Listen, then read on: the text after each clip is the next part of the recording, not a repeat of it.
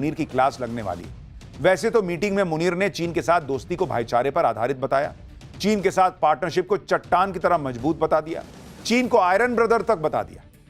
लेकिन चीन के विदेश मंत्री ने मुनीर से पाकिस्तान में चीन के प्रोजेक्ट्स में हो रही देरी पर नाराजगी जताई, पाकिस्तान में चीन के नागरिकों पर जो हमले हो रहे हैं उस पर नाराजगी जताई, पाकिस्तान पर वादा खिलाफी का आरोप लगाते हुए नाराजगी जताई, पाकिस्तान को अपने घर के आतंकी खतरे के लिए डांट भी लगाई।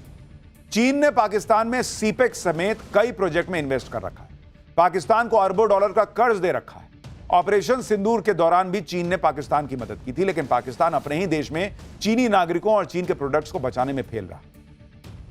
मार्च 2024 में उत्तरी पाकिस्तान में एक आत्मघाती बम हमले में 5 चीनी वर्कर की मौत हो गई थी।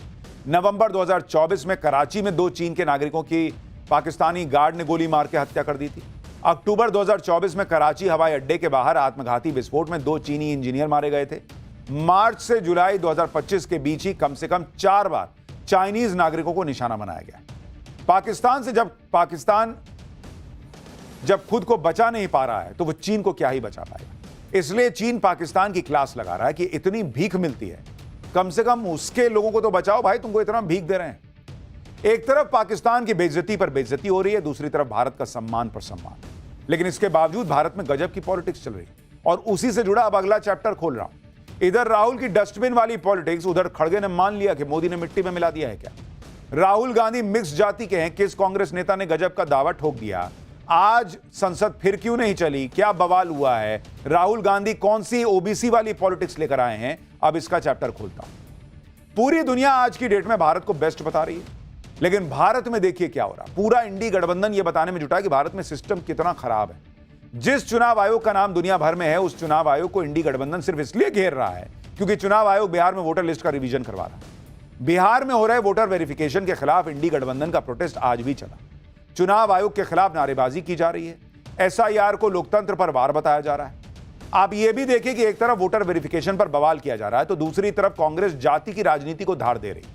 आज दिल्ली में कांग्रेस का एक बड़ा कार्यक्रम हुआ जिसमें राहुल गांधी ने खुलकर ओबीसी पॉलिटिक्स की। इस कार्यक्रम में राहुल गांधी ने फिर से जाति जनगणना की बात की। राहुल गांधी के साथ खड़गे ने भी पीएम मोदी पर जमकर निशाना साधा।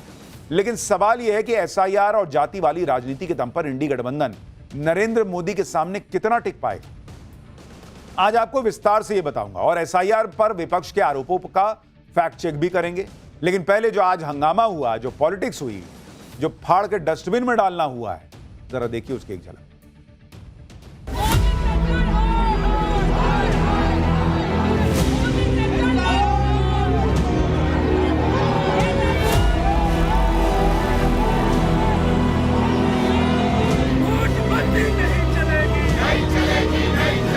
आज यहाँ शपथ लेते हैं, वैसे ही लड़ेंगे जैसे हमारे पुरखों लड़े।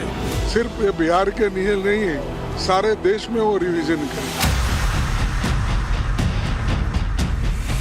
अगर मुझे आपकी हिस्ट्री के बारे में थोड़ा सा भी ज्यादा मालूम होता, मैं तभी जाति जनगणना करा देता।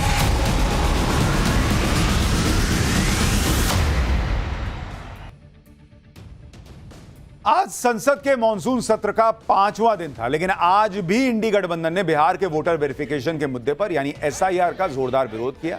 संसद फिर नहीं चल पाई। इंडी गठबंधन के नेताओं ने संसद भवन परिसर में गांधी जी की प्रतिमा के पास जमकर नारेबाजी की। सभी के हाथों में एसआईआर का पोस्टर था और एक बैनर जिस पर लिखा था एसआईआर लोकतंत्र पर वार है।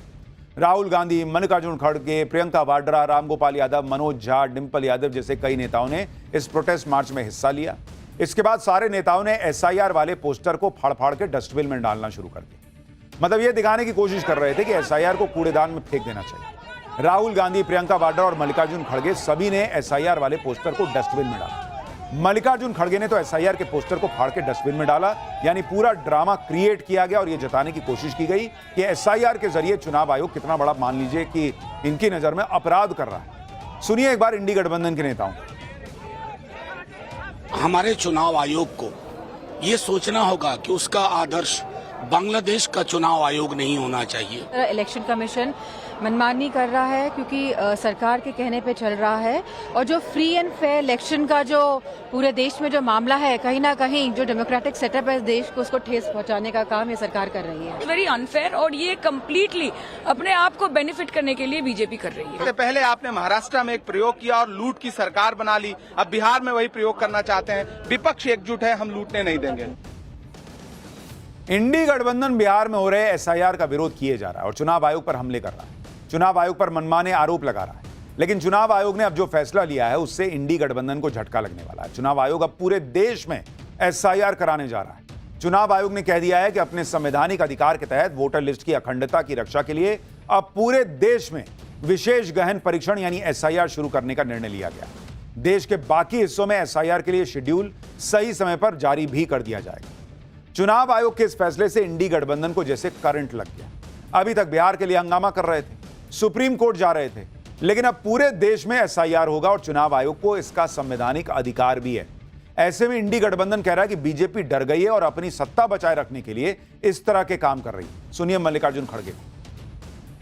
ये लोग डर के मारे आज ये रिवाइज करने की जो कोशिश कर रहे हैं, ये बहुत बुरी बात है। इससे देश का भी नुकसान होता है और लोकतंत्र का नुकसान होता है, और संविधान के तहत ये लोग नहीं चल रहे।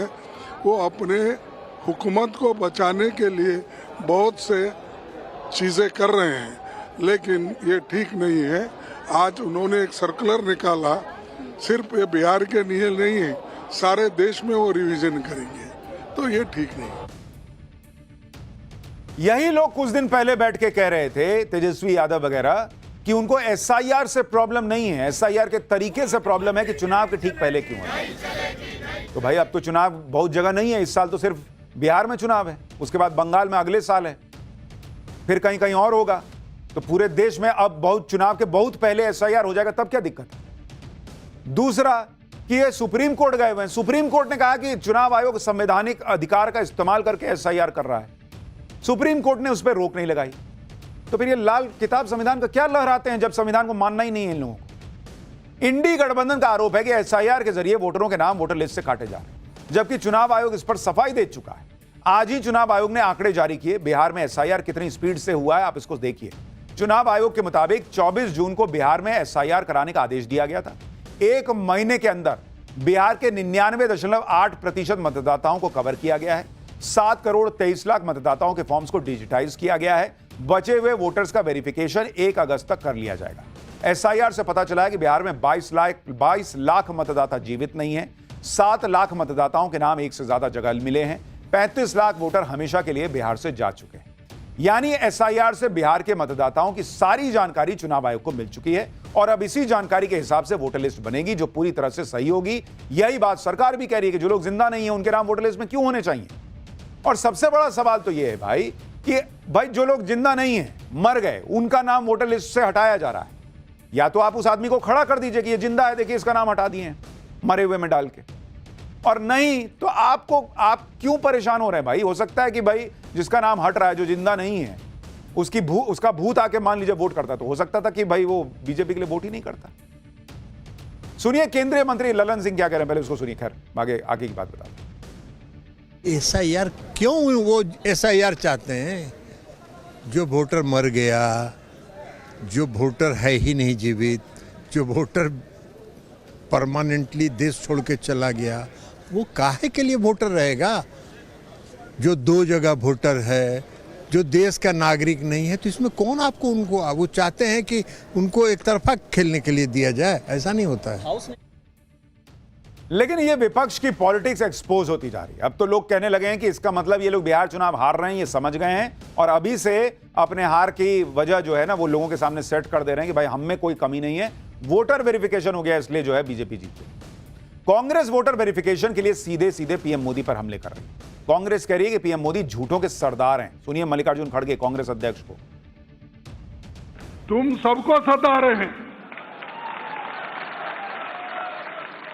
तुम सबको सता रहे, सबको मट्टी में मिला के तुम अकेले जिंदा रहना चाहते हैं और ये नहीं चलेगा। चल गया, एक बार, दो बार, तीन बार चल गया, इसके आगे नहीं चलेगा, क्योंकि वो हमेशा झूठों के सरदार है। झूठ बोलना ही उनका काम है, लेकिन लोगों में चीड़ क्यों नहीं आ रही, मेरे को समझ में नहीं आया। मल्लिकार्जुन खड़गे ना, उनमें एक बहुत खास बात, वो बोलते बोलते सच बोल जाते। कह रहे हैं कि लोगों में चिढ़ क्यों नहीं आ रही, मुझे समझ में नहीं आती। यानी वो खुद मान रहे हैं कि पब्लिक नरेंद्र मोदी से चिढ़ी हुई नहीं है। खुद कह रहे हैं कि तुम हमको मिट्टी में मिला के खुद जिंदा रहना चाहते हो, और एक बार, दो बार, तीन बार कर लिया, अब नहीं होगा। यानी मान रहे हैं कि 3 बार मोदी ने मिट्टी में मिला दिया। बोलते हैं तो बोलते बोलते में ना फ्लो में निकल जाता है सब। यानी कांग्रेस इस बात से परेशान है कि देश की जनता पीएम मोदी के खिलाफ हो क्यों नहीं रही है, चिढ़ क्यों नहीं रही है मोदी से। एसआईआर के मुद्दे पर कांग्रेस हंगामा कर रही है, लेकिन कांग्रेस को भी लग रहा होगा कि इस हंगामे से उसे बहुत ज्यादा फायदा नहीं होने वाला, इसलिए कांग्रेस अब फिर से ओबीसी कार्ड खेल रही है। आज दिल्ली में कांग्रेस ने भागीदारी न्याय महासम्मेलन का आयोजन किया। इस महासम्मेलन में कांग्रेस के कई ओबीसी नेता मौजूद थे। राहुल गांधी, मल्लिकार्जुन खड़गे और इस कार्यक्रम में कई दूसरे नेता शामिल हुए। कार्यक्रम के दौरान कांग्रेस के कार्यकर्ताओं को शपथ दिलाई गई कि वो राहुल गांधी के साथ खड़े रहेंगे और जो काम दिया जाएगा उसे पूरा करेंगे। देखिए, शपथ ले रहे हैं लोग। राहुल गांधी लगातार जातिगत जनगणना की बात करते हैं और इसके जरिए ओबीसी समाज को समान भागीदारी देने का वादा करते हैं। आज राहुल गांधी ने जाति जनगणना को लेकर अपनी गलती भी मान ली। राहुल ने कहा कि दलितों और आदिवासियों के मुद्दे समझना आसान है, लेकिन ओबीसी की समस्या समझना मुश्किल है। राहुल ने कहा कि अगर उन्हें ओबीसी समाज के इतिहास के बारे में थोड़ा ज्यादा पता होता तो वो काफी पहले जातिगत जनगणना करवा देते। सुनिए राहुल गांधी। अनटचेबिलिटी उनकी हिस्ट्री है तो एकदम पता लग जाता है। आदिवासियों के भी इश्यूज आसानी से समझ आ जाती हैं। आप उनके इलाके में जाइए, जंगल, जल, जमीन बिल्कुल सामने दिखता है। मगर ओबीसी की जो इश्यूज हैं, जो मुश्किलें हैं, वो छुपी रहती हैं, आसानी से नहीं दिखती हैं। मेरी रिग्रेट क्या है कि अगर मुझे आपकी हिस्ट्री के बारे में, आपके इश्यूज के बारे में थोड़ा सा भी ज्यादा मालूम होता, मैं तभी जाति जनगणना करा देता। आज सबकी जीवा पर जो है ना मां सरस्वती विराजमान थी, सब सच बोल रहे हैं। राहुल गांधी भी कह रहे हैं